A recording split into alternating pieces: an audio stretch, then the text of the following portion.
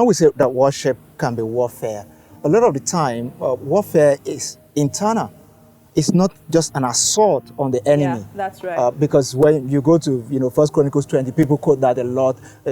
Worship is warfare. Yeah. So sometimes warfare is internal. It's an internal battle. I need to believe Yeah. that I am what you see. I'm what God is seeing, and I'm what God says about me.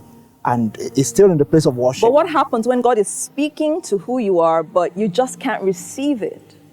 It feels like God is saying this awesome stuff like Gideon, and you're like, huh, God, are you really? Are you for real?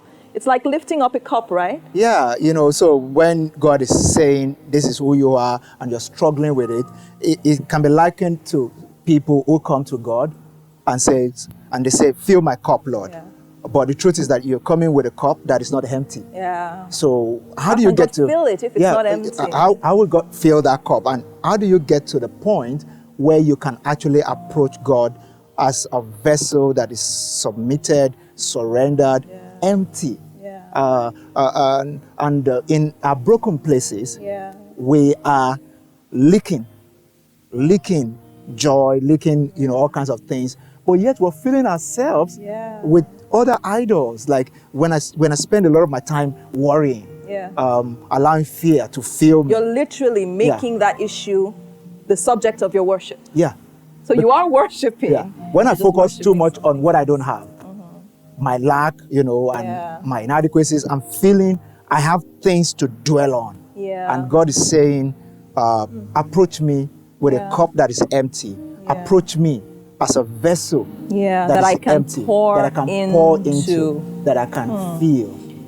I really like that thought, because I remember this one day sitting in church and, just hearing this song.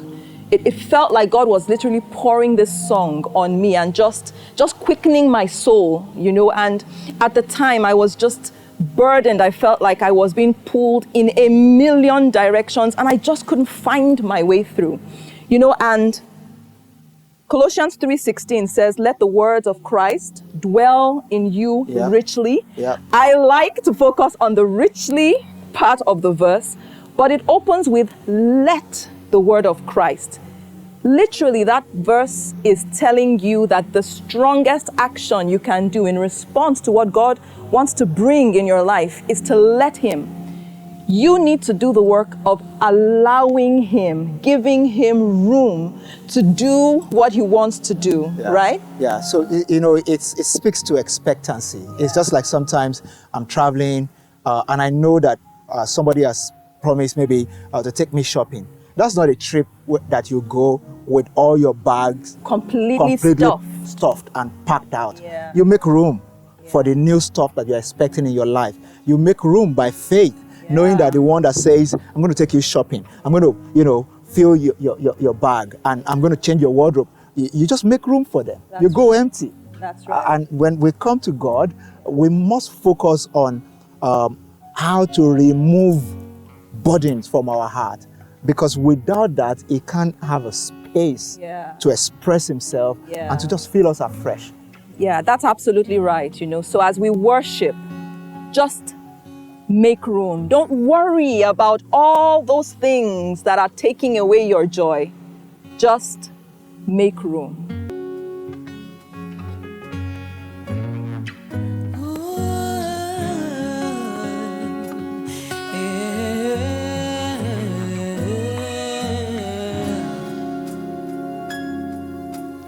I find space for what I treasure. I make time for what I want. I choose my priorities, but Jesus, you're my number one.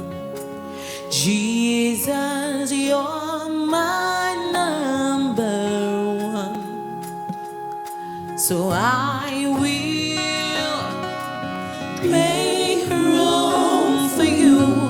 I will prepare for two. So you don't fear. You don't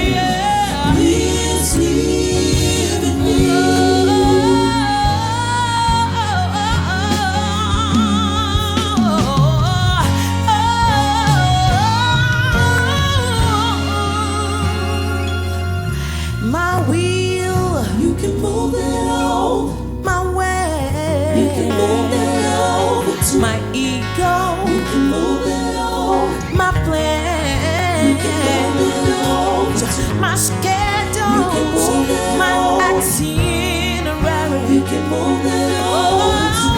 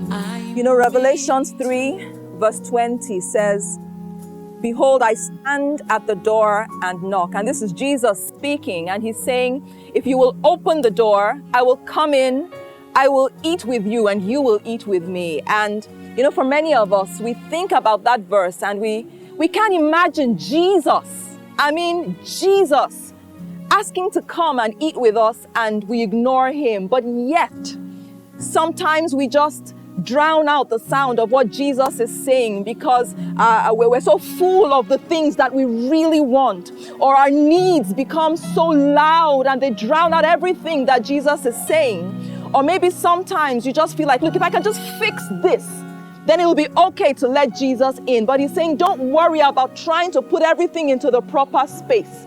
I'm knocking, I'm standing and I'm knocking, and I just want to spend time with you. I just want to sit with you. I want to eat with you. I want you to eat with me. So powerful. So powerful, so powerful. It also reminds me of the story of Mary and Martha. While Jesus was sitting down, dishing out good stuff, Martha was everywhere. Her priorities were upside down. But Mary was right there at the foot of the Master, listening and soaking in all kinds of mysteries that, how I wish that today we'll just make room for God in our lives.